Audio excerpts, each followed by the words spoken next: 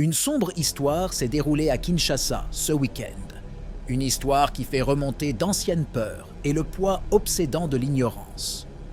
Papa Félicien Tshibangu Kalala, un homme de 84 ans du district de Kasavubu, a subi un sort qui semble appartenir à une autre époque. Il a été brûlé vif par des membres de la communauté de Selembao, qui prétendaient l'avoir pris pour un sorcier. Papa Félicien, autrefois un homme simple, s'est retrouvé enchaîné par les chaînes de la maladie d'Alzheimer, sa mémoire et son esprit lui échappant peu à peu. Le mardi 22 octobre, vers 19 h, il est parti de chez lui à la recherche de nourriture, s'endormant dans la nuit.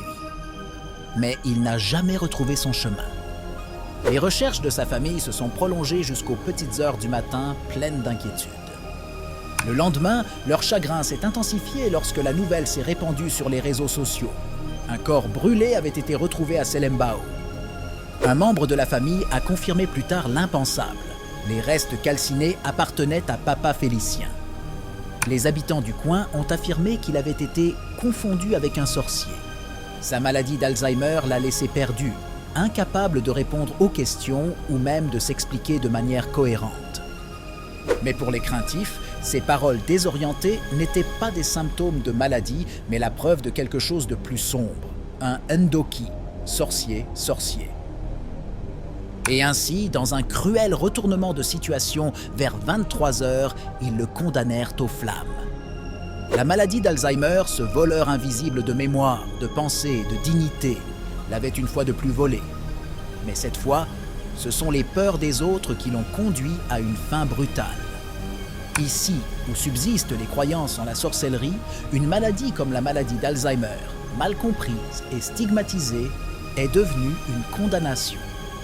Cet acte barbare a suscité l'indignation à Kinshasa, où beaucoup trouvent trop facile de rejeter la faute sur des rumeurs et des boucs émissaires.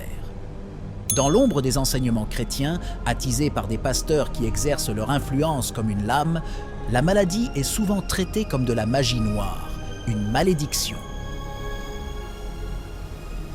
Pour ceux qui se trompent, les malades sont des sorciers, les perdus sont des coupables. Mais alors que la colère gronde, une question demeure sans réponse. Où sont les dirigeants? Dans l'écho de cette horreur, il n'y a que le silence. Le président Félix Tshisekedi, le Premier ministre, toutes les voix politiques, même les soi-disant figures de l'opposition, sont restés silencieux.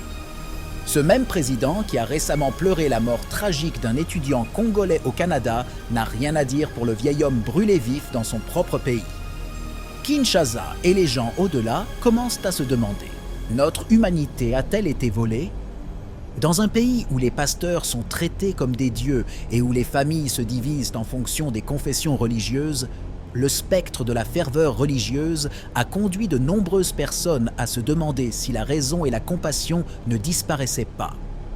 Pour ceux qui se souviennent du mot « Kimuntu », notre humanité, cette horreur est un appel à la reconquérir avant qu'elle ne nous échappe encore davantage.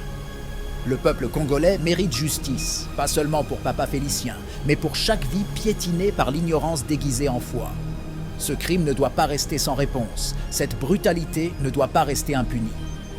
Que cette histoire résonne pour que d'autres le sachent, afin que les dommages causés par l'ignorance et la peur au peuple congolais puissent enfin être pris en compte. Vivre dans l'ignorance, c'est vivre à moitié mort. Le temps est venu de nous réveiller, de retrouver la compassion, de retrouver le chemin de l'autre. Si vous avez aimé cette vidéo, n'oubliez pas d'aimer, de partager et de vous abonner à notre chaîne. Votre soutien nous aide à vous proposer davantage de contenu de qualité.